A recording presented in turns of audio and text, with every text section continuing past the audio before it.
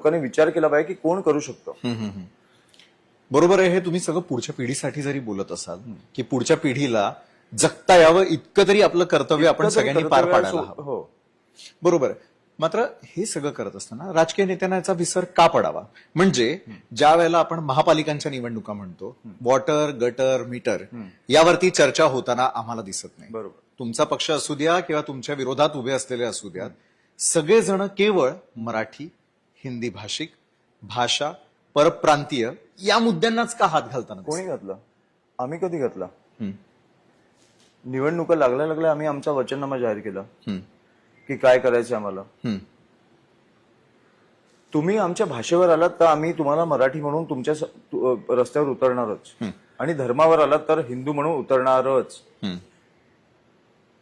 There are no two ways about like डिबेटच होऊ नाही शकत. आम्ही रस्त्यावर उतरणार म्हणजे उतरणार.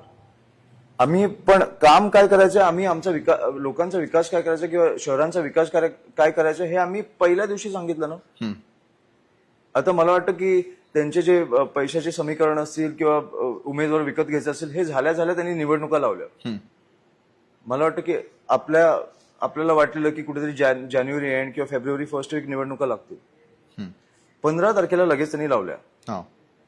वेळ कमी होता. आम्ही दुसऱ्या दिवशी आमचा वचननामा जाहीर केला. कुठे मराठीचा मुद्दा आला किंवा कुठे हिंदुत्वाचा मुद्दा आला, आम्ही तुमच्यासाठी काय करणार हे सांगितलं. पण ह्याच्यासाठी आम्ही आमची भाषा किंवा आमचं धर्म बाजूला नाही ठेवू शकत. तेव्हा जेव्हा तुम्ही आमच्या अंगावर येणार, आम्ही येणारच अंगावर तुमच्या. हा पलटवार होणारच.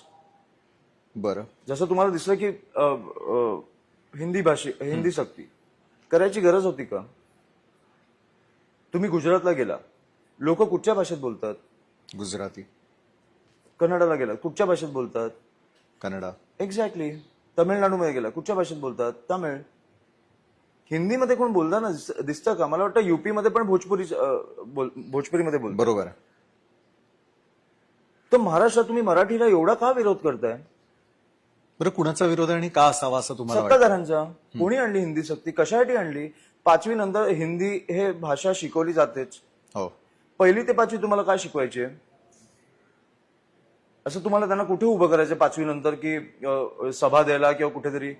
5वी कुठे कशाला ओझं वाढवत आहे लहान मुलांचं? बरं, हिंदीच का? स्पॅनिश शिकवा, पोर्चुगीज शिकवा, फ्रेंच शिकवा. कुठची भाषा? हिंदी का? तुम्हाला काय करायचं बेसिकली? भाषा हे सगळे आल्या पाहिजे, पण आपल्या राज्यामध्ये आपली ही भाषा ह्याचा आदर झाला पाहिजे. ह्याच्यात काय वाईट आहे? बरं, पण हे अतिक्रमण होणार या संदर्भात राज ठाकरेंनी कालच्या सभेमध्ये एक मोठा पुरावा दिला. बरोबर. की बाबासाहेब आंबेडकरांनी ज्या वेळेला संविधान लिहिलं त्यावेळेला जी भीती वर्तवलेली होती ती भीती आता सत्यात उतरतेय का? तुमचं त्यांच्याशी काही बोलणं झालं का? ते डॉक्युमेंट्स तुम्ही पाहिलेत का? की काय नेमकं सूचित करण्याचा इशारा? मी डॉक्युमेंट्स नाही पाहिले, पण मला कुठेतरी ते भाषण ऐकताना भीती वाटायला लागली. ज्या प्रकारे राजकारण चालू आहे की कुठेतरी आपण, मला वाटतं 2011ला लास्ट मराठी माणूस मुंबईत किती ह्याच्या सेन्सेस आला, ज्या प्रकारे टक्का कमी होतोय हे कुठेतरी मला भीती वाटायला लागली. आणि कालचं भाषण ऐकल्यावर अधिक वाटायला लागली की 2 लोकांच्या हातात आपण सत्ता देतोय आणि उद्योग देतोय. हे मला वाटतं की कुठेतरी आपण थांबवलं पाहिजे.